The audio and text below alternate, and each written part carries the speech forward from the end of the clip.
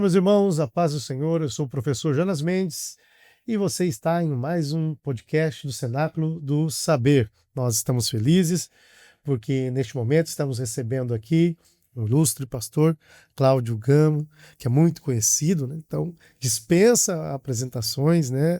Estamos também com o nosso amigo, companheiro de sempre, Max Divino, que é um dos que integram também o grupo do Cenáculo do Saber. Pastor, é uma alegria receber o senhor aqui conosco. Alegria minha, eu me sinto totalmente honrado. Quero agradecer ao irmão Jonas, ao professor, agradecer ao Max, agradecer essa equipe abençoadíssima do Cenáculo do Saber, que me acolhe aqui e dá-me a oportunidade da gente interagir e desfrutar tanto da comunhão dos santos, como crescermos em graça e conhecimento. Glória a Deus. Max, uma alegria, meu amigo. A paz do Senhor a todos, né? Primeiramente, eu sinto uma alegria imensa, né, nessa tarde aqui. Eu estou com dois grandes homens de Deus fazendo esse podcast e creio que vai alcançar muitos corações de muitas pessoas que não creem em Deus, pessoas que ainda não aceitaram Jesus, né? Um dos objetivos desse canal é que a graça do Senhor que nos alcançou alcance também essas pessoas, né? Hoje estou aqui com o pastor Cláudio Gama, estou aqui com o meu evangelista, aqui meu mestre, Jonas Mendes. Eu fico muito alegre. Eu dou toda a honra e toda a glória ao nosso Senhor. Amém, glória a Deus. É uma alegria, né? Estamos aqui no Grande Templo, nas dependências da Faculdade Fake. Se você ainda não conhece, tá? Te convido a conhecer. Você vai ter um linkzinho aí embaixo para você poder conhecer a Fakes, a nossa faculdade, e venha conhecer o Grande Templo também aqui em Cuiabá, essa cidade calorosa em todos os sentidos, né, pastor? O senhor chegou aqui, o senhor já está acostumado, o senhor vem aqui muitas vezes, né? É verdade, eu sou familiarizado aqui do Grande Templo, tenho grande apreço aqui pela liderança. Olha o pastor Jonas, ao Maxi, olha a equipe maravilhosa aí, olha esse pessoal. E eu tenho um tributo de gratidão muito grande ao pastor Silas Paulo de Souza, que é filho de um patriarca da história das Assembleias de Deus, um dos construtores do movimento pentecostal, que é o pastor Silas, né, o pastor Sebastião Rodrigues, e eu tenho um apreço muito grande.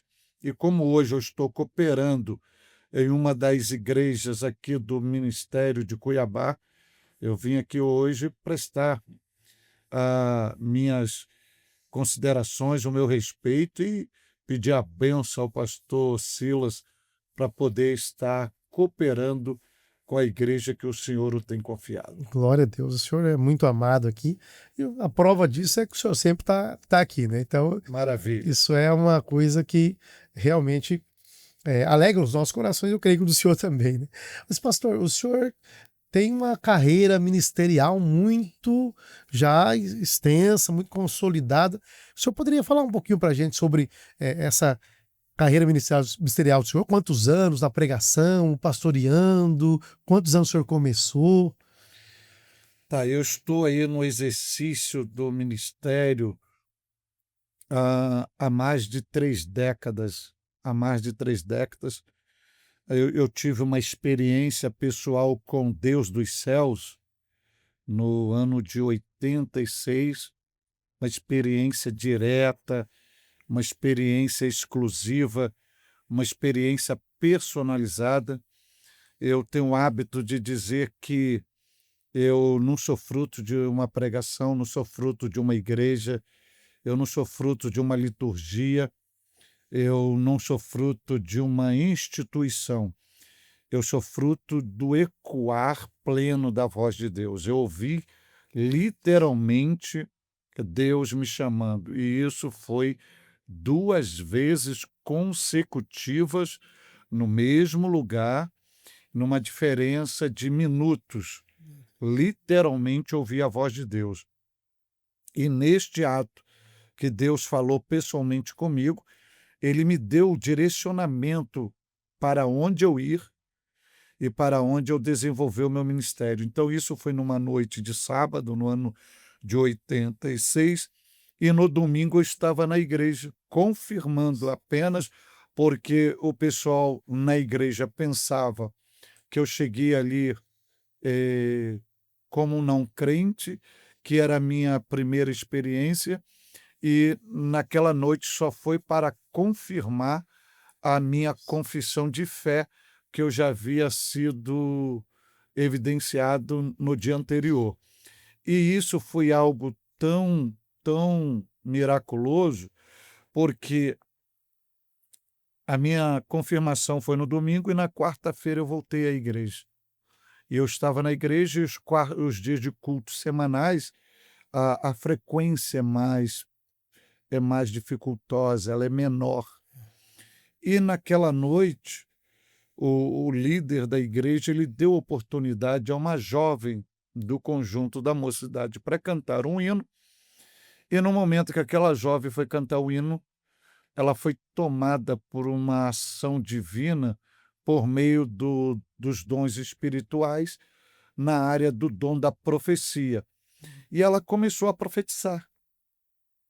E Deus, usando os lábios daquela jovem, direcionou a palavra do dom, viu o dom da profecia exclusivamente para mim, dizendo que ele havia me chamado, por que havia me chamado, qual era o propósito do meu chamado, o que ele faria comigo, onde me levaria.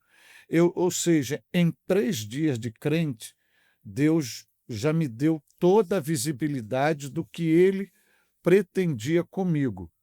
Haja vista que, com um mês de crente, naquela época tinha ainda as igrejas o hábito do famoso culto ar livre, após a escola dominical, ir para uma praça e pregar. E com um mês de crente eu já estava dando saudações. Com 3 meses de crente eu já era professor da escola bíblica dominical. Com 6 meses eu já era superintendente da escola bíblica dominical. E com isso o leque foi se abrindo. O Espírito Santo gerou dentro de mim uma sede insaciável para o estudo sistematizado da Bíblia Sagrada e a minha fonte na época, porque a gente não tinha as oportunidades de conhecimento como tem hoje essa geração devido aos avanços tecnológicos. E naquela época, quando você tinha acesso a uma apostila de um pregador, você tinha uma riqueza, um tesouro na mão. Então, qual era o meu manual? Era a revista da escola dominical. Então, eu tive que criar uma estratégia para poder desenvolver o conhecimento sistematizado e, ao mesmo tempo, montar a biblioteca para a gente ter as fontes de recursos. Então, o que eu fazia? Eu recebia as revistas da escola dominical, ia lá no encarte, via quais eram os livros sugeridos para aquela temática, ia adquirindo aqueles livros, e eu não esperava o professor da escola dominical para poder lecionar. Então, eu amanhecia um dia de sábado, 8 horas da manhã, e eu ia parar de estudar no domingo, 8 horas da manhã, muitas das vezes com os pés dentro de um balde de água fria para não dormir, e estudando toda aquela temática, e ali eu comecei a desenvolver o ensino para poder fazer a aplicação por meio da pregação. Assim começou, e hoje, pela graça de Deus, há mais de 30 anos, hoje eu colho frutos salutares devido a essas primeiras sementes plantadas. Que maravilha, né?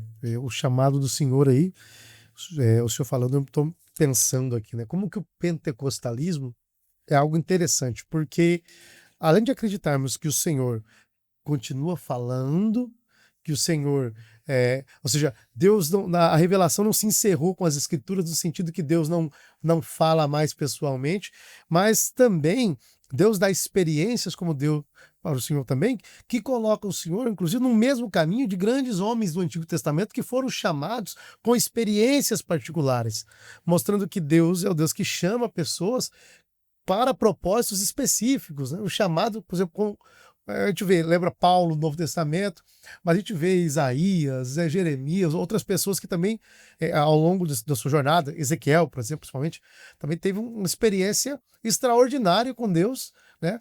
Mostrando que Deus ainda continua chamando pessoas com experiências extraordinárias para coisas extraordinárias em sua presença, né? Isso é maravilhoso, meu Deus do céu. E, na verdade, Deus não mudou, né? É. Deus é o mesmo, a mutação está no ser humano, e quando a gente se rende ao propósito divino, os leques das revelações são abertos para nós. E cabe a cada um de nós termos o discernimento de espírito, porque isso é fundamental dentro do pentecostalismo, é mais fundamental do que o dom da profecia, do que das evidências de línguas estranhas, do que milagres, que é o discernimento de espírito, para entender o agir de Deus, as suas manifestações, suas operacionalidades, para que a gente possa, dentro das nossas limitações, nos render à sua vontade, para que a vontade dele seja prioritária na nossa vida, e para que possamos nos tornar um instrumento na mão dele. Então, eu vivo isso, e a fé, ela tem que ter, ela é como uma balança, ela tem que ter os dois pesos. Ela tem que ter a sua racionalidade e ela tem que ter a sua experiência, o seu aspecto experiencial, porque a fé só na racionalidade, você tem a probabilidade de você entrar por um caminho do ceticismo. Quando você vive só a espiritualidade, a experiência, você tem a probabilidade de você cair para o fanatismo. Mas quando você associa a racionalidade e a experiência, você tem uma fé substancial ensinada na Bíblia Sagrada. E é isso que vai nos dar o tônico para a gente desenvolver a nossa vida sem romper limites e caminhar de acordo com aquilo que tanto a Bíblia, que é a revelação divina, que Deus estabeleceu para nós, para que possamos colher frutos e sermos bem-sucedidos de acordo com a sua vontade. Isso é maravilhoso, né, Max? Muito maravilhoso. Pastor, eu já entreguei minha vida a Jesus, a Cristo, e eu tenho também alguns parentes, amigos, né, que ainda não entregou. Creio que tem muitos ouvintes aqui que também têm familiares, né, irmãos, pai, mãe, que não está no caminho do Senhor ainda. A oração, ela faz efeito mesmo se nós orarmos para que a graça do Senhor alcance essas pessoas. Ela faz diferença, a oração? Claro, isso é inegável, porque a própria Bíblia ensina isto. A Bíblia ensina que a oração tem que ser sem cessar. A Bíblia fala de uma oração contínua. E a Bíblia fala para que a oração seja recheada de vários propósitos. Além da estrutura da oração, os pedidos são inclusos. E a Bíblia nos dá o direito, a liberdade da gente orar por todos e solicitar que o Espírito de Deus venha trabalhar no coração dessas pessoas. Porque existem pessoas que você pode pregar, mas o coração dela está petrificado. E eu uso essa alegoria de petrificação porque o próprio Jesus vai ensinar que quando uma pessoa não tem uma aliança com ele, essa pessoa, ela é liderada, ela é regida por um espírito das trevas, que é o reino paralelo ao reino de Deus. Paulo vai ensinar aos Coríntios 4:4 que o Deus desse século cegou o entendimento dos incrédulos, para que não vejam o resplandecer da glória do Evangelho do Cristo. Então, por mais que você venha pregar para um membro familiar, eles cegos, eles endurecidos, eles petrificados, a sensação que nós estamos trabalhando em vão. Agora, quando você pega esta pessoa e apresenta diante de Deus e solicita que o Espírito Santo venha tocar no coração dela, então a própria palavra ensina que não é por força, não é por violência, mas é pelo meu Espírito. E uma das missões do Espírito Santo na face da terra, que Jesus falou, que é um exercício de uma missão tríplice, que é convencer o homem do pecado, da justiça e do juízo. Então, e isso é possível quando você, através do processo da intercessão, as coisas vai acontecer no solo daquela pessoa, que é o solo do coração, através de uma operacionalidade do Espírito Santo. Isso significa que o Espírito Santo tem as suas habilidades, então ele vai criar algumas circunstâncias, algumas estratégias, alguns meios para acessar o coração daquela pessoa e ali vai despertar o desejo por Cristo. Então, a oração ela é um dos instrumentos, uma das ferramentas utilizadas pela igreja e delegadas, doadas, ensinadas, tanto no Antigo quanto no Novo, principalmente por Jesus. A oração ela tem a habilidade, vou dizer assim, de tocar primeiro o coração de Deus, e o coração de Deus, via a operacionalidade do Espírito Santo, ir lá no coração daquela pessoa e mexer e plantar a semente bendita. Isso é maravilhoso, né? O senhor, nesse trajeto, o tempo que o senhor tem de ministério é maior do que o tempo que eu tenho de vida, né? Porque quando o senhor disse que da experiência que o senhor teve, eu não tinha nem nascido ainda, então já. E o senhor teve alguma, além dessa experiência de conversão que o senhor teve ao longo do ministério, teve alguma experiência pregando, ministrando que marcou o senhor, que o senhor gostaria de compartilhar conosco? Estou falando que eu até arrepio, mas... Na verdade, existem algumas experiências extraordinárias. Eu já vi Deus fazer coisas fenomenais,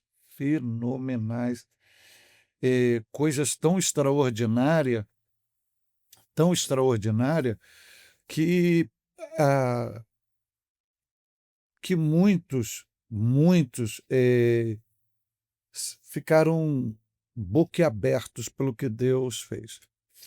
Mas em toda essa trajetória, eu vou lhe dizer que tem duas experiências que são marcas mesmo, que eu vou levar para a eternidade. Uma foi que eu amanheci o dia, eu recebi um telefonema de uma esposa de um pastor lá no Espírito Santo, no estado do Espírito Santo, e ela desesperada porque a filha dela, ela estava desenganada pela medicina e naquele dia os médicos já tinham enviado uma notícia para a família que era para preparar o caixão, o velório, que a menina não passava daquele dia. Uma moça de uma média de 30 anos, 32 anos.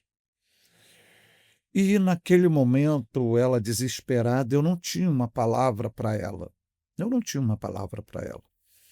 E eu disse apenas para ela: irmã, eu não vou dar nomes porque para preservar a identidade dessas pessoas, eu disse: irmã, me aguarda até meia-noite, e meia-noite eu lhe dou uma palavra sobre isto. Mesmo que ela disse que os médicos já, olha, prepara o corpo, ou prepara o caixão. E eu fui orar, e eu tinha um compromisso à noite para pregar, e eu fui orar, E o Espírito Santo falou comigo literalmente: vá amanhã bem cedo para a Vitória e vá orar por ela. Orar por ela. Então, à meia-noite, quando ela retornou, eu disse: irmã, pede para o esposo da senhora me buscar amanhã no aeroporto de Vitória, que eu vou aí orar pela sua filha. Ela: não, pastor, a gente não tem condições. Aí ela começou a alegar uma série de dificuldades financeiras. Eu falei: irmã, eu não estou falando em nenhum tipo de recurso financeiro, só estou pedindo para a senhora, pediu para o esposo da senhora que eu estaria aí. E eu fui, cheguei lá em Vitória, fui para a Santa Casa de Misericórdia de Vitória, e às 12h30 eu estava dentro da UTI, diante de uma cena muito deplorável, uma moça cheia de maquinários, os braços similar a um cabo de vassoura, toda amarela, a menina já não se comunicava mais, os órgãos paralisados, já com o globo ocular já para dentro, uma situação muito dramática. E eu comecei a orar por ela, a equipe médica em volta. Eu comecei a orar por ela, estendi as mãos, como Jesus ensina, e colocarão as mãos sobre os enfermos. E eu comecei a orar por ela. E naquele momento, uma oração bem tranquila, respeitando o ambiente, uma oração em forma de devocional, bem tranquila, bem tranquila.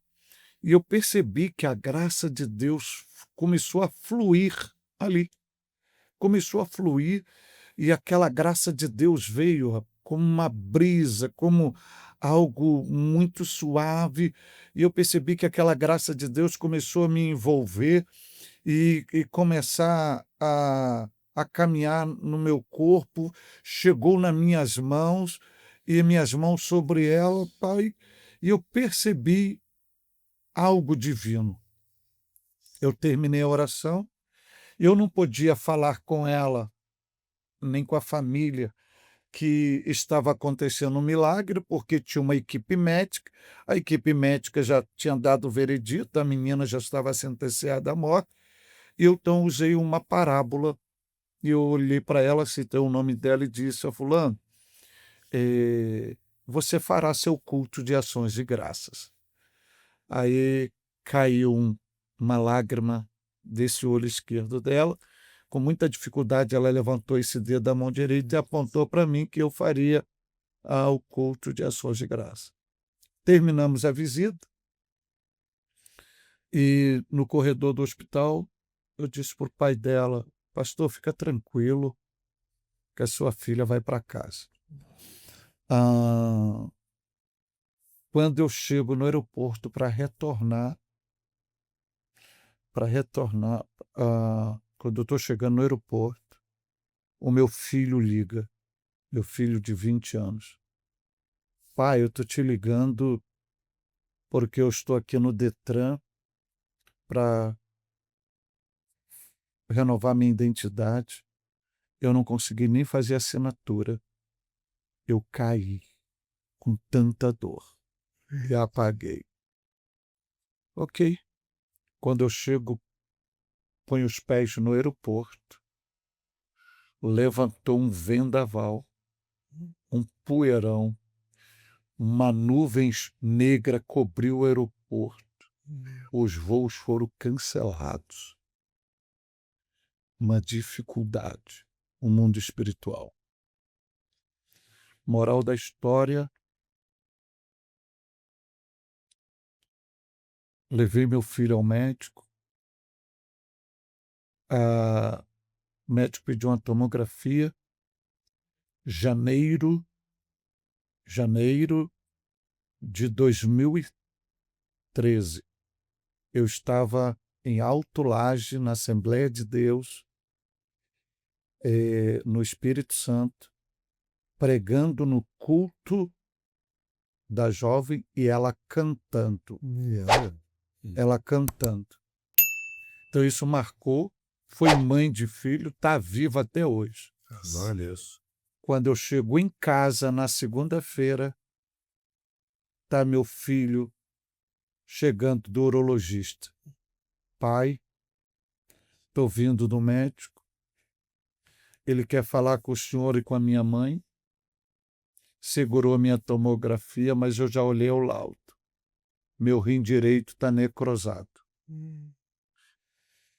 Moral da história.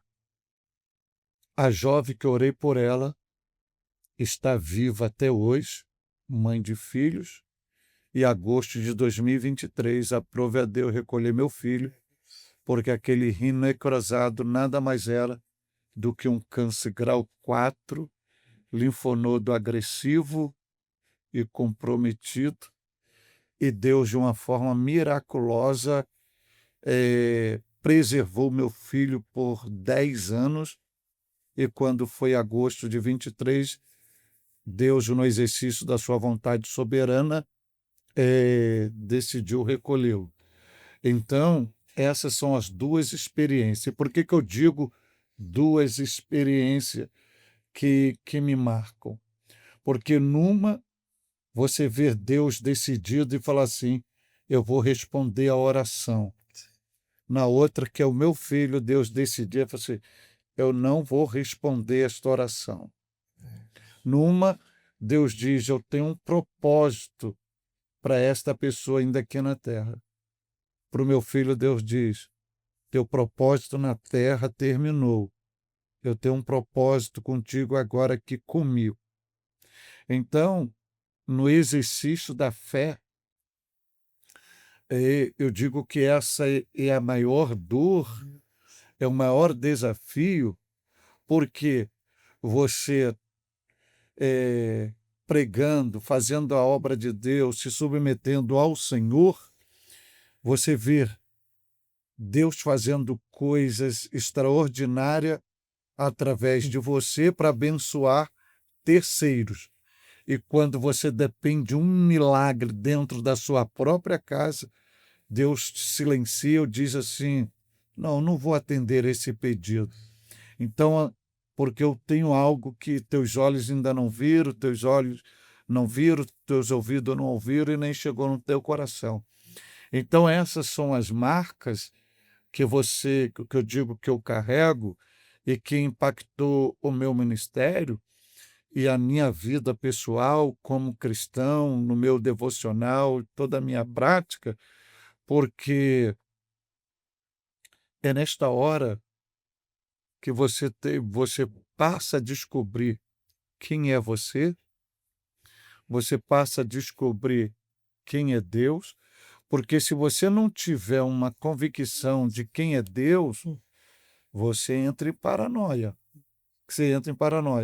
Então, essas foram as duas experiências. E você manter-se ali, com o teu homem emocional mutilado, você arrebentado, né? E o pessoal te vê ainda em cima do púlpito, pregando. E muitas das vezes você desce do púlpito, vem poxa, pastor, Deus tirou uma foto. Ô, pastor, meu sonho é ser igual ao senhor. Mas se ele soubesse a dor, Sim. o sofrimento, as feridas abertas, então, essas duas experiências, eu posso dizer porque, vamos dizer, é a água e o vinho, né? A água e o vinho, ou o azeite e o vinagre, são duas experiências que eu carrego e isso É marcante demais. marcante a gente leva para a eternidade. Assim, eu fiquei, né? A gente fica ouvindo algo assim, é possível você não pensar milhares de coisas, né? Sim, porque o normal é o filho enterrar o pai. Aí quando nós vemos ao contrário, o pai enterrando o filho ainda bem jovem, e o pai com os frutos que nós vemos, né, fazendo a obra do Senhor, igual o senhor comentou, e vendo tantas coisas boas, tantas maravilhas que Deus faz, né, conosco lá para fora, usando nós, e na nossa casa, nós necessitando ali, precisando, e Deus... E no meu caso é um pouco mais dolorido, porque eu fiquei 120 dias com meu filho dentro do hospital. Meu Deus. Eu chegava às 7 horas da manhã, só ia sair 11h30 da noite, meia-noite. Literalmente, literalmente. E os médicos só deram alta para ele passar o Dia dos Pais. Então, em casa, já dizendo, ó, Até mais. vai passar o Dia dos Pais em casa e dali para lá, só aquele lá de cima, diziam os médicos. E eu não recebi a notícia que o meu filho foi a óbito. Meu filho foi a óbito dentro da minha casa, em cima da minha cama, diante dos meus olhos, debaixo das minhas mãos, dando o suspiro, o último suspiro.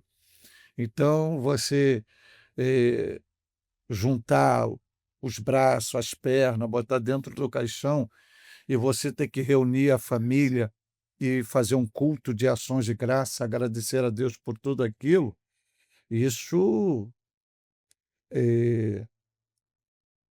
vamos dizer assim, além de te arrebentar, é a hora que você tem que demonstrar se você ama a Deus ou não ama.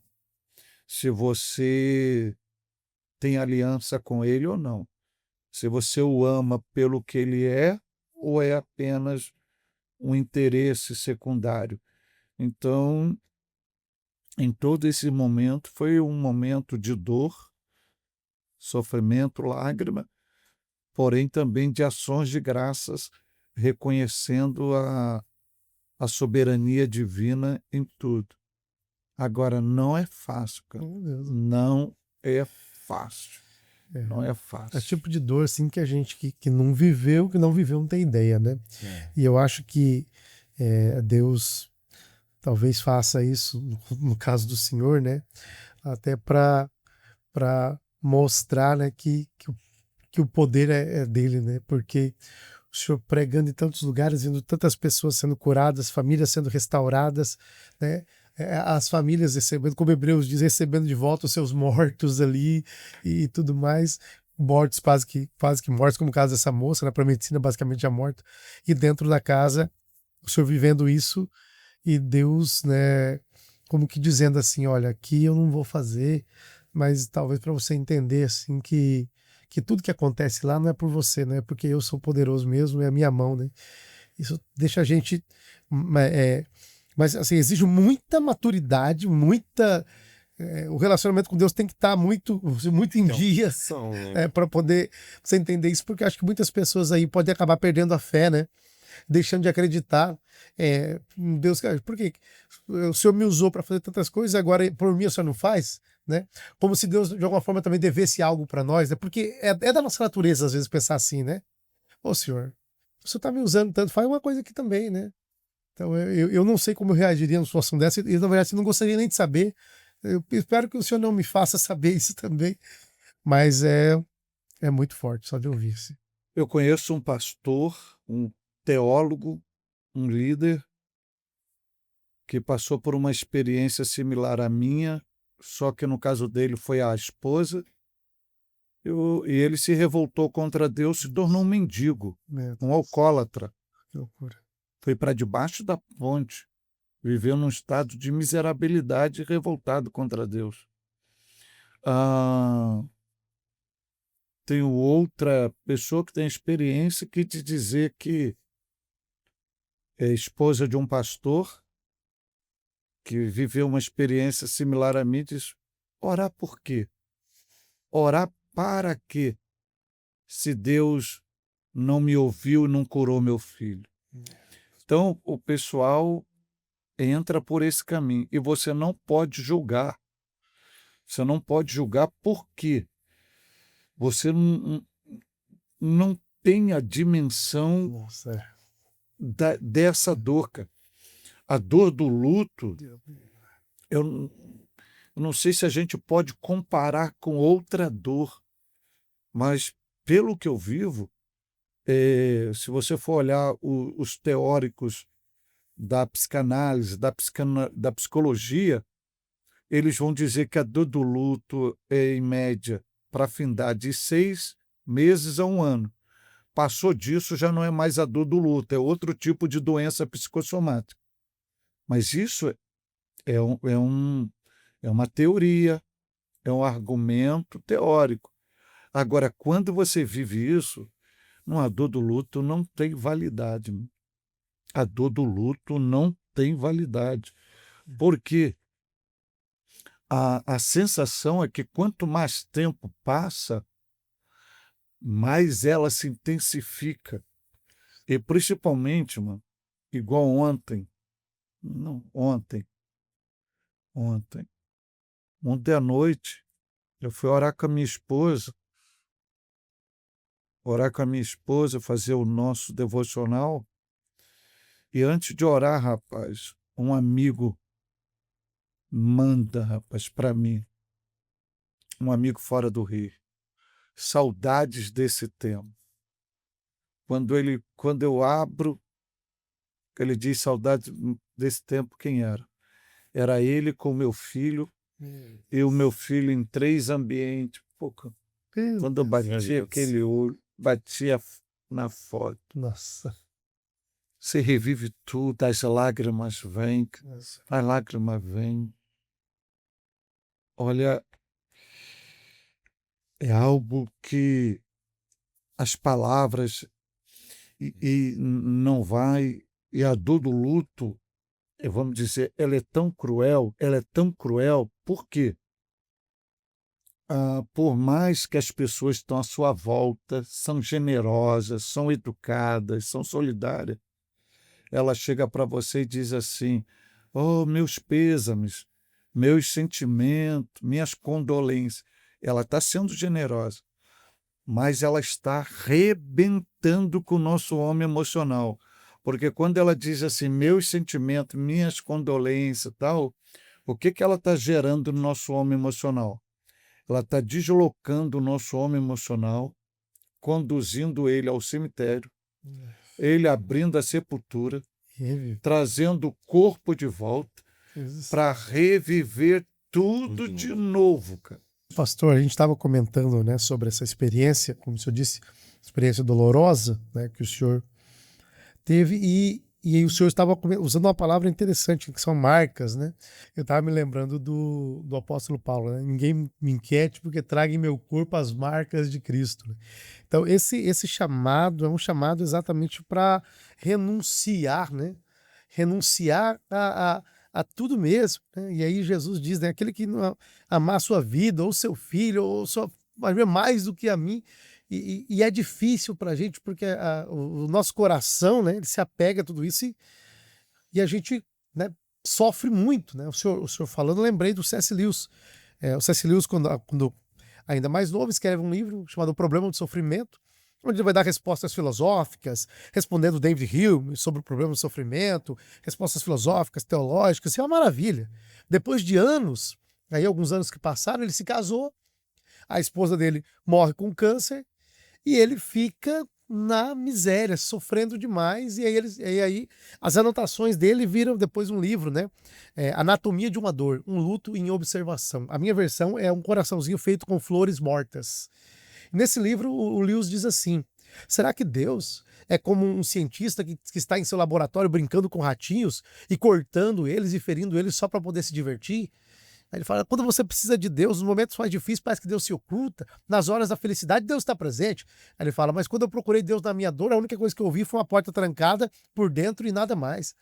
E aí no final ele diz, né, na verdade, não é que Deus é um cientista que fere e corta os seus ratinhos, né, por simples prazer. Mas na verdade ele diz, talvez para poder curar, Deus precisa ferir. Porque quando você tem um câncer, o médico faz o corte é uma coisa, né, que sangra, que fere, mas para poder tirar um mal maior. E aí ele usa isso. Quando eu li esse livro, eu fiquei pensando, meu Deus, a gente às vezes vê as feridas, né, que o Senhor está causando em nós, né? Só que essas feridas às vezes têm um propósito que a gente não consegue entender agora pela ótica temporal, né? É muito difícil tudo isso, né? À luz da Bíblia, Paulo vai dizer isso, e a Bíblia ensina sobre isso, literalmente, que Deus não prova estranho. Deus só prova filhos e aqueles que ele ama. Essas feridas, essas marcas, elas não podem ser utilizadas via uma metodologia comparativa, porque elas não são coletivas. Porque muitas das vezes você entra numa crise de fé porque você procura obedecer a Deus dentro das suas limitações e você vê uma pessoa que não serve a Deus vivendo uma vida regaladamente e você naquele calabouço, você sendo ferido, marcado. Você não pode, porque isso é uma decisão pessoal de Deus. Porém,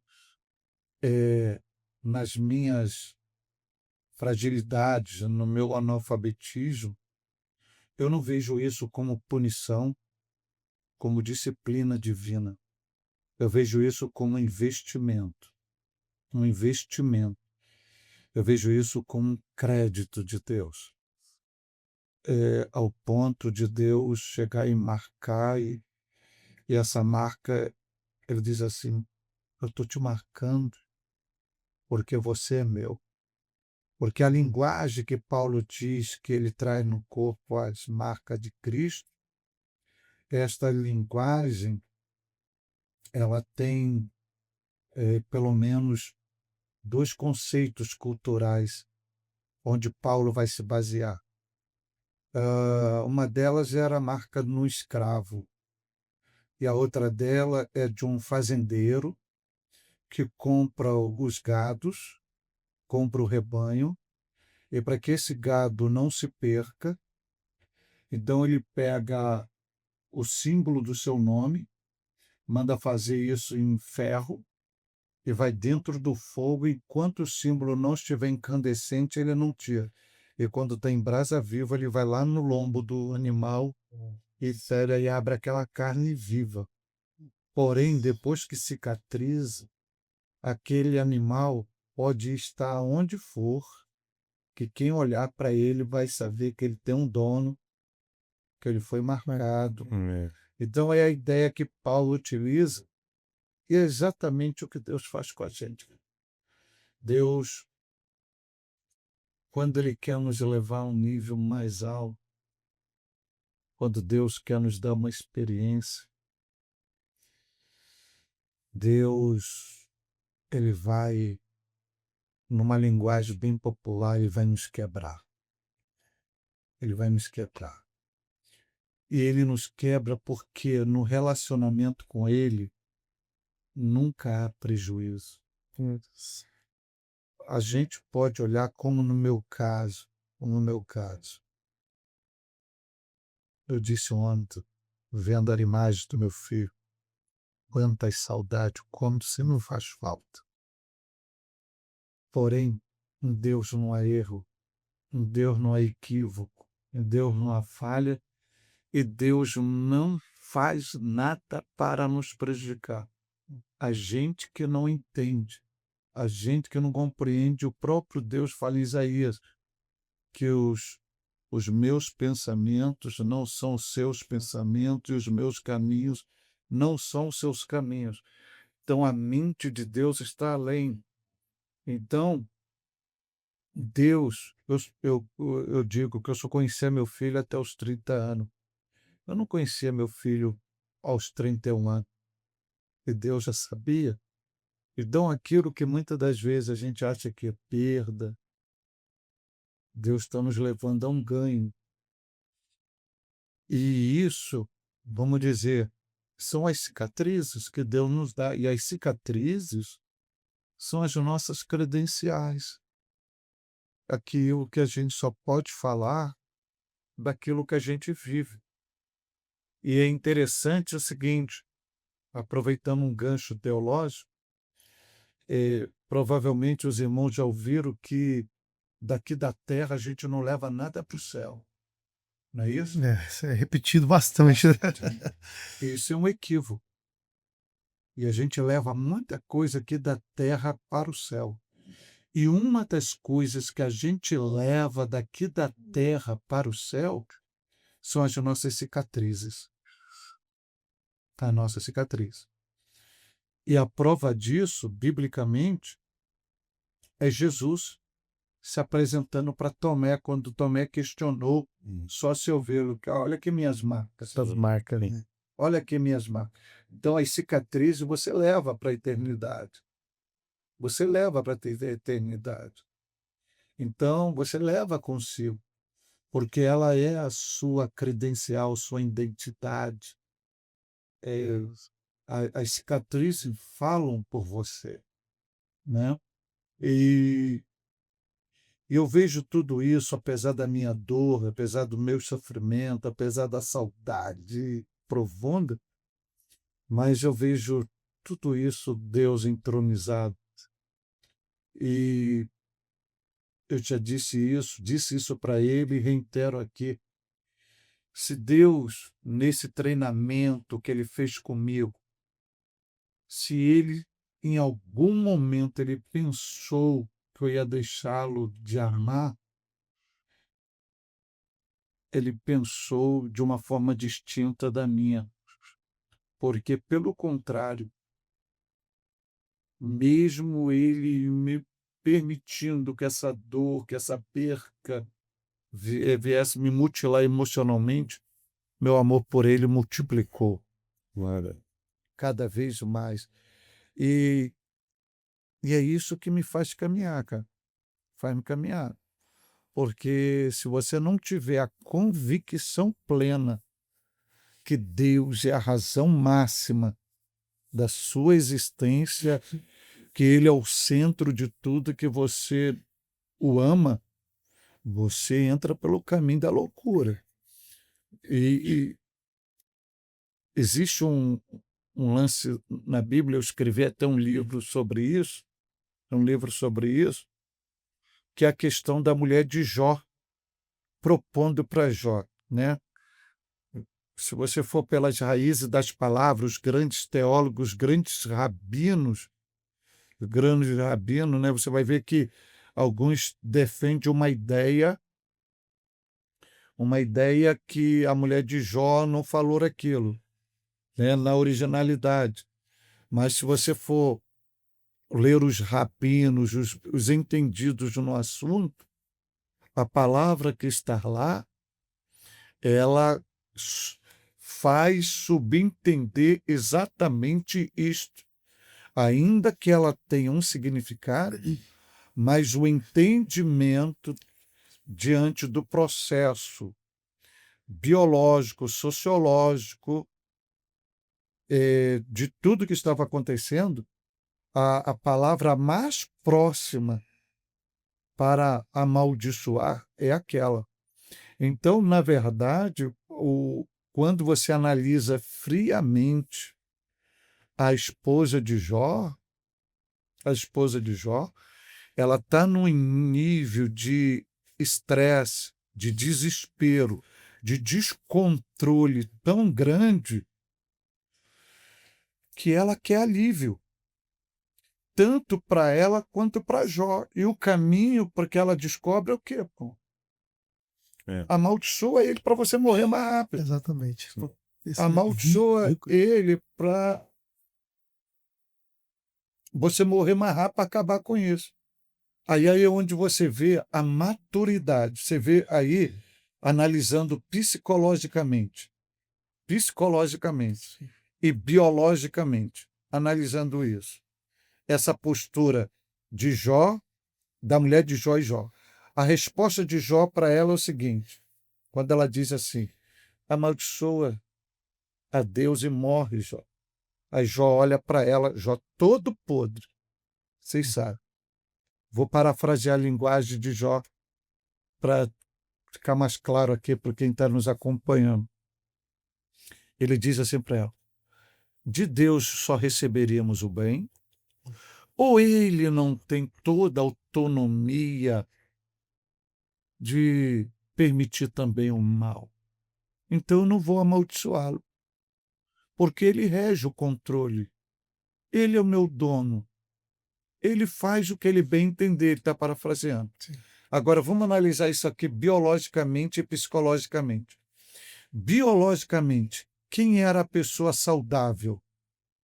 a mulher de Jó.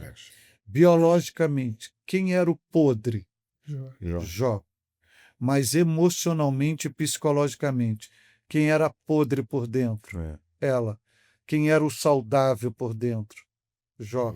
Jó todo podre, todo arrebentado, todo mutilado, porque caía a carne, os bichos comiam. A Bíblia diz que não podia chegar perto por causa do mau cheiro. Uhum. Jó vai ser o terapeuta dela. Jó vai entronizar Deus dentro dela. Vai ativar a fé.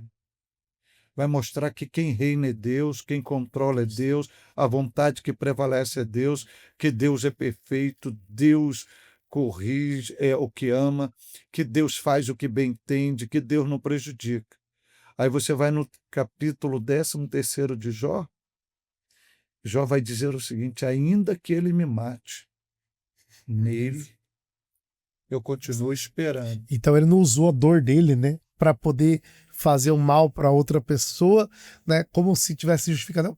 Eu tenho um passe livre porque eu estou sofrendo muito, né? Não, ele usou para tratar da esposa e usou a dor deles, pegando esse gancho aí, para manter vivos os amigos que o culparam, que o acusaram. Porque Deus chega para os amigos dele que passaram o tempo todo acusando Jó, Deus diz assim: pega os novilhos, leva para o meu servo Jó, faça uma oferta de holocausto e que o meu servo Jó orará por vós. Se isso não acontecer, abrindo um leque para fazer, meu desejo é acabar com vocês. Sim. Eu não vou exterminar vocês, vai lá por causa da oração do meu servo Jó. Aí imagina um leproso, todo podre, intercedendo e abençoando. É a dinâmica. Então, é Deus nos ensinando que não há erro, Meu Deus. Né? não há falha em Deus. Deus é perfeito. A gente que tem as limitações para compreender o propósito de Deus. Propósito de Deus, né? E outra coisa, me permitindo aqui, Eu cara, tenho verdade. me permitindo aqui, que isso aqui vale salientar.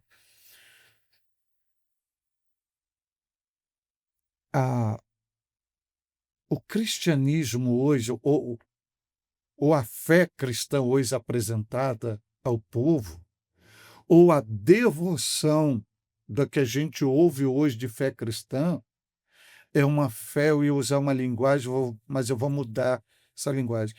É uma devoção muito superficial. Então, isso significa dizer que a maioria das pessoas que estão dentro da nossa igreja, que falam de Jesus, acerca de Jesus, que cantam sobre Jesus, que pregam sobre Jesus, e até mesmo teólogos que ensinam sobre Jesus, nunca conheceram Jesus. Porque a apresentação que eles fazem de Jesus é de um Jesus social. É de um Jesus social. Enquanto que a essência da fé cristã ensinada na Bíblia Sagrada é carregar no nosso corpo os mesmos sofrimentos de Jesus. As aflições de Cristo, Paulo diz. Então, hoje, o povo que está na nossa igreja, e quando eu digo o povo da nossa igreja, é toda a classe, só quer o trono de Jesus, só quer a coroa de Jesus, só quer o reino de Jesus, mas não querem a sua cruz, seus espinhos, seus pregos, suas dores. Então, é trazer esse sofrimento, é o morrer diário, é isto. E isso é evidenciado de várias formas. Então, o que eu digo? Esse processo todo que a gente está relatando aqui, eu pude ter um conhecimento de mim mesmo, porque, cara, eu sirvo a Jesus, eu amo Jesus, porque eu poderia optar pela paranoia, pela loucura, e muitos iriam dar razão. Numa linguagem popular, eu poderia chutar o balde, Sim. poderia ir para outro caminho, e muitos iam me dar razão. Exatamente. Mas quando você ama, aí é a linguagem de Paulo. O amor é sofredor. O amor não é interesseiro. E você vê o cântico de Paulo em Romanos 8, Paulo diz assim, ele diz assim, nem a morte, nem a espada, nem a nudez, nem o perigo. Ele dá uma série de situações que ele diz assim, nada disso pode nos separar deste amor. Então, te arrebenta, arrebenta.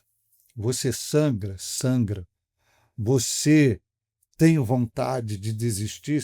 Você que não tem é hipócrita. Tem. Mas por que que você não desiste? Por que que você não abandona? Por que que você não faz opção? Pelo amor que você tem ao Senhor. Por você ter um mínimo de noção de quem é Deus. Porque se você não tiver, meu irmão, não tiver, porque não é fácil. Literalmente não é fácil. É difícil, né? Muito difícil. O senhor relatou aí Romanos 8:32 em diante, né? Nada pode separar do amor de Cristo, nem espada, nada. E um versículo também que marcou minha vida, que me ajudou muito, foi o 8:32 de carta aos Romanos. Que nem todas as coisas contribuem para o bem daqueles que amam ao Senhor, que temem ao Senhor, que são chamados pelo seu decreto. E isso são coisas boas e coisas ruins que acontecem na nossa vida, independente, né? E isso foi um marco bem na minha vida também, né? Que me ajudou muito. Depois, quando cai aquela chave ali e fala assim, não, as coisas que estão acontecendo é com algum propósito. E isso marca o meu ministério, algo assim nesse sentido. Isso também marcou muito na vida do senhor, né? E deu alguma diferença depois disso na vida do senhor? Dá. É como eu digo, é uma escola, é uma faculdade. É, Deus te coloca ali, né? Deus te coloca ali e ele vai te apertando. Em algumas. Tem uma mensagem que eu faço uma ministração em cima do Salmo 34, versículo 19, que diz: Muitas são as aflições do justo, mas o Senhor livra de todas.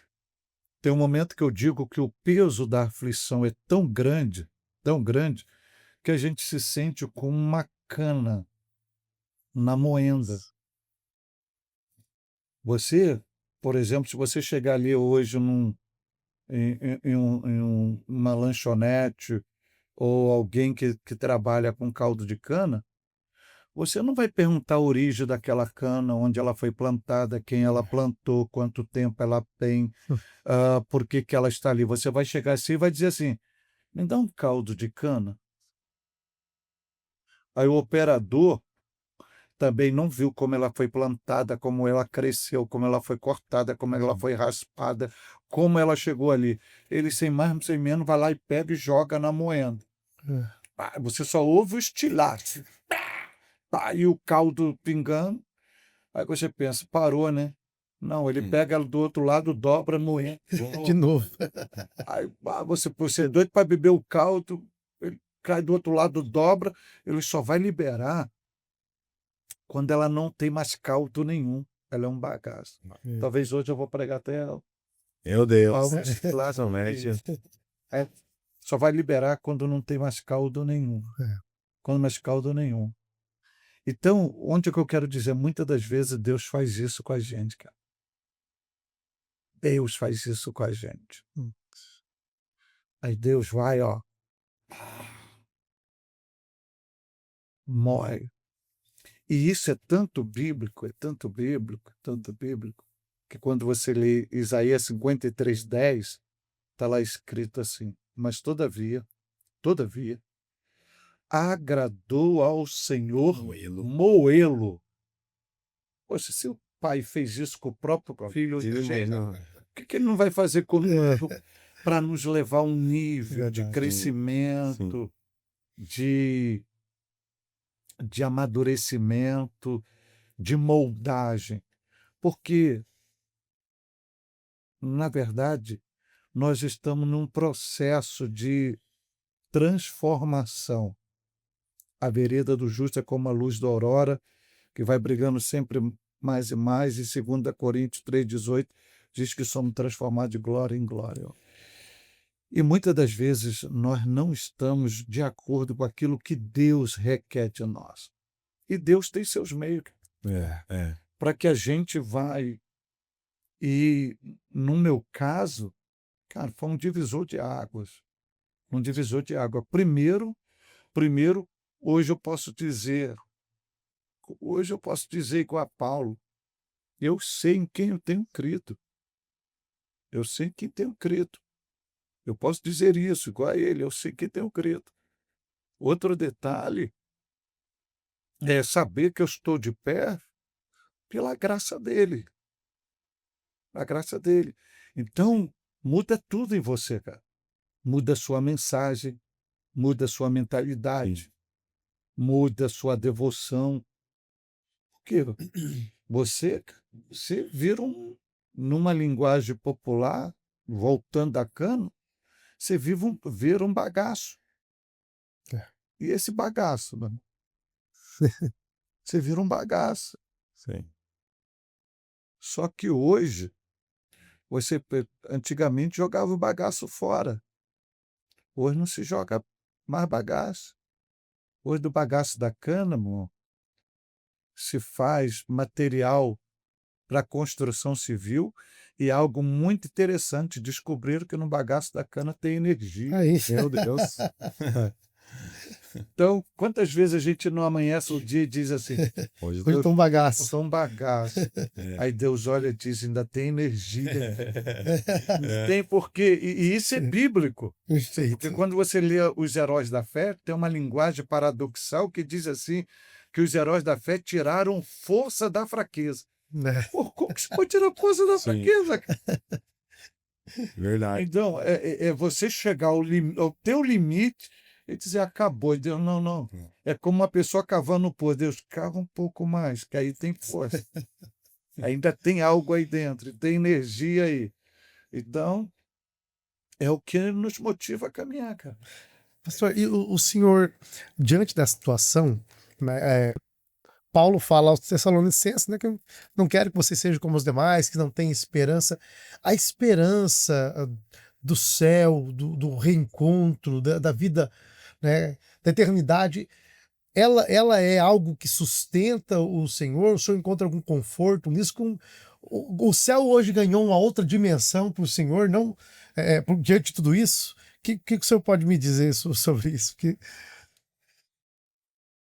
Se eu negar isso, eu estou sendo leviano. Mas isso não é o fundamental. Perfeito. Isto é o resultado. Porque o céu, essa esperança do reencontro, de estar com Ele, só é bálsamo na sua vida, só alimenta você no exercício da sua fé, se você aqui tiver a convicção que a tua vida é regida pela vontade de Deus, que Deus exerce o controle. Porque se você não tiver essa convicção, por mais que essa esperança seja real, você vai estar sempre questionando, você vai estar sempre dizendo, por quê?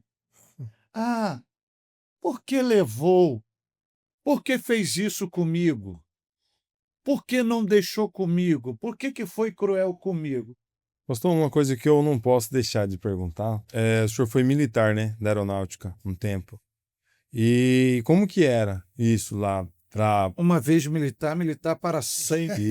Isso, Como que era lá para falar para as pessoas de Cristo, para esses militares? E eu também, igual eu falei para o senhor aqui antes, também sou militar, e como que eu falo para essas pessoas? Como que eu chego nelas? Então, Primeiramente, você tem que entender o seu papel de cidadão e o seu papel de cristão. Desde o momento que você, voluntariamente, você se disponibiliza e se apresenta para a carreira militar, você passa a se submeter Sim. a um regime militar. E isso é o que a Bíblia ensina, obediência. E se você for tentar contradizer isso, a própria Bíblia vai te chamar de insubordinado. Então você tem que se enquadrar dentro do que o regime militar determina. Isso significa dizer que você não vai se comportar dentro da caserna como você se comporta dentro da igreja pregando Bíblia aberta, porque ali a sua função é outra. Porém, você não pode negar a sua fé. A sua fé, ela tem que ser expressa. De que maneira? Dentro da estrutura militar ou em outras instituições. A sua fé tem que ser expressa de forma testemunhal. Não adianta você estar com a Bíblia aberta dentro de uma instituição, você pregando sobre Jesus, se o seu testemunho não é exemplar. Se você se assenta lá na roda dos escarnecedores, quando tem o happy hour, você está falando as mesmas piadas. Quando tem as confraternizações, você está se comportando como um mundano. Então não adianta. E dentro dessas instituições, não se prega com palavras, se prega com a vida. É o seu testemunho. E o seu testemunho, como Jesus ensinou, o sal da terra. Em algum momento vai gerar sede. Porque quando você vive Cristo, quando você reproduz o Cristo, você não precisa dizer. Eles mesmos vão perceber isto. Onde eles vão te chamar e você é crente, né? Você é Bíblia, né? Não sou. Ah, porque seu brilho é diferente, seu comportamento é diferente. Então é aí que você vai pregando. Então, as oportunidades virão. Porque eu fiquei 30 anos dentro da caserna e eu tive oportunidade. Eu dava clínica pastoral lá. E eu não oferecia. De soldado a oficial. Me chamavam para eu poder aconselhá-los, orar por eles. Problemas familiares, crises existenciais, manifestações demoníacas. Chamo Gama. Pessoas, entendeu? Chamo Gama. Então, o seu testemunho de vida fala mais alto. Tem uma palavra de Jesus que é muito forte. Se a gente praticasse isso, é fenomenal. É o capítulo 13 de João, quando Jesus faz a despedida após a ceia com os discípulos. Em outras palavras, Jesus diz assim: olha, eu estou indo embora. Eu vou deixar vocês para vocês darem continuidade ao reino, à obra. Porém, vocês não precisam dizer para ninguém quem são vocês. Vocês não precisam dizer para ninguém quem é o líder de vocês, quem treinou vocês, quem mentoreou vocês, quem discipulou vocês. Eu vou dar um novo mandamento para vocês. Aqui é o segredo para saberem quem são vocês. Basta vocês se amarem. Se vocês se amarem, amardes uns aos outros, saberão ou conhecerão que vocês são os meus discípulos. Então, Jesus estava dizendo o seguinte: não precisa de alarde. O segredo é relacional.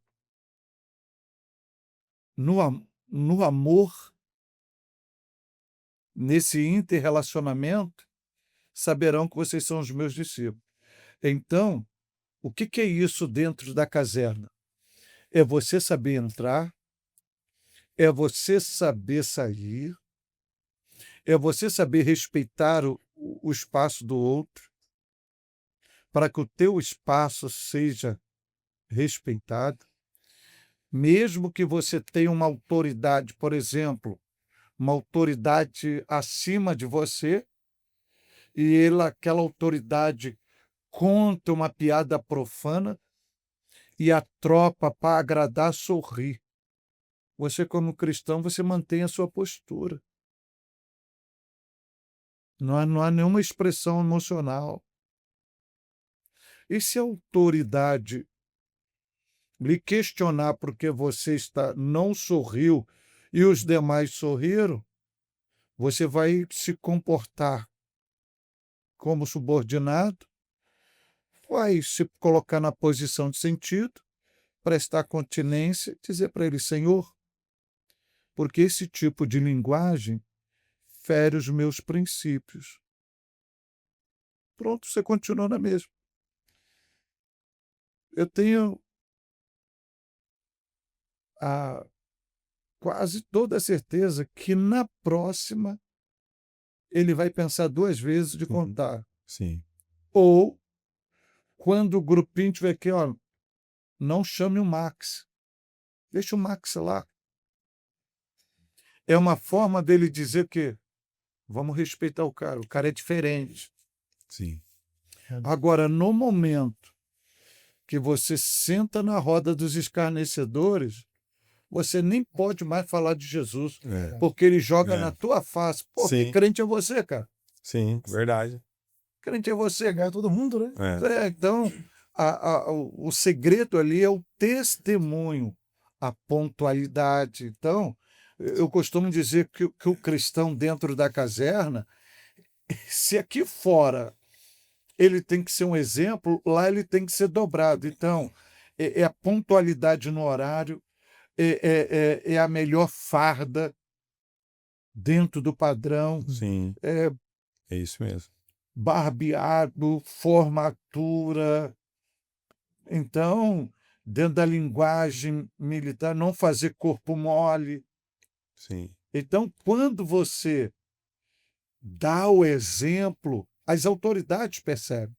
As autoridades exercem a função que lhe compete. Mas eles têm a sensibilidade, a habilidade de fazer a leitura e saber de quem é quem na tropa. Entendeu? Então, vai ter pessoas dentro da caserna que ela vai pedir para um companheiro teu fazer um tipo de serviço e não vai ter coragem de pedir para você fazer esse mesmo tipo de serviço, porque sabe que os seus princípios éticos, morais, sociais, tal, são diferentes. Então, por exemplo, vou usar aqui uma linguagem bem popular. Até mesmo para entregar um buquê de flores. Então, se não for para a esposa legítima, ele não vai pedir a você para entregar. É isso. É mesmo? É um exemplo prático. Sim. Está entendendo? Sim. E isso é uma forma de dizer que eu reconheço que você é um cristão, que você tem um princípio, que você tem uma ética. Ele não vai dizer isso, mas o comportamento dele, ele vai atestar isso. Sim. Então, é o papel do sal, é a funcionalidade do sal. É você mostrar que você está ali sem perceber que você está ali. Sem fazer alarde. Entendi. É no testemunho. Isso faz diferença, né? Nós estamos, pastor. Já. Infelizmente temos que encerrar. A gente sabe que Se pudéssemos aqui, a conversa se Ah, estenderia, né? É. Porque é, a experiência, a vida com Deus, o conhecimento que o senhor tem, todo mundo sabe que é muito, muito grande. Nós estamos gratos a Deus pela vida do Obrigado, senhor. a honra é Pastor. toda minha, cara. Nós ficamos felizes de ter o senhor aqui conosco, sempre é muito bom. O senhor enriquece muito as nossas vidas quando o senhor vem aqui. Então, sempre uma grande alegria. Que Deus continue abençoando o senhor, Obrigado. continue sendo essa referência para todos nós. Então, nós, em nome do Cenáculo Saber, em nome da Fakes, em nome do pastor Silas, nosso pastor, nós agradecemos o senhor. E os irmãos que convidaram o senhor e trouxeram aqui com maior alegria. Deus abençoe profundamente vocês todos. Queria que o senhor fizesse as considerações do senhor, agradecimento. Fique à vontade. Quero agradecer ao pastor Jaime, Pastor Jaime. não, Josué, Parte do lado, pastor Josué. pastor Josué, agradecer o Aldair, ao Micael, Jonas. ao Jonas, o professor, o pastor, ao Max, ao nobre Jabes. Jabes, tudo nome Fed. Agradecê-lo aqui pela generosidade para comigo, por me acolher aqui. Esse momento é muito gratificante porque vocês não percebem, mas ele é terapêutico para mim. Ele é terapêutico, faz aliviar as dores. E agradecer a vocês por estender a mão amiga e abençoando a minha vida hoje, me dando o prazer de estar aqui no Cenáculo do Saber. Conte comigo sempre e eu estou à disposição e encerro dizendo que é sempre honroso estar cooperando convosco e principalmente com a história da Igreja Assembleia de Deus em Cuiabá. Glória a Deus. Max. Amém. Eu quero agradecer muito, primeiramente, a Deus, né? Tributar essa honra a Deus. Agradeço muito o senhor por esse conselho que o senhor me passou aqui e passou também para os militares de todo o Brasil, todo mundo, né, que está nos ouvindo. E para o senhor estar aqui nesse podcast. O senhor enriqueceu muito o nosso podcast com a presença do senhor. Maravilha. Maravilha, glória a Deus. Nós agradecemos a Fakes, ao Cenáculo do Saber. Deus abençoe a todos os irmãos que participaram. Se inscrevam no canal. Você que também não segue o pastor Claudio Gama, por favor, siga o pastor. Nós vamos ter aí no Cenáculo do Saber, tá? O Instagram do pastor, vídeos compartilhados, e você vai ser enriquecido, edificado através da vida do pastor, que tem edificado milhares de vidas aí ao longo do Brasil e fora do Brasil.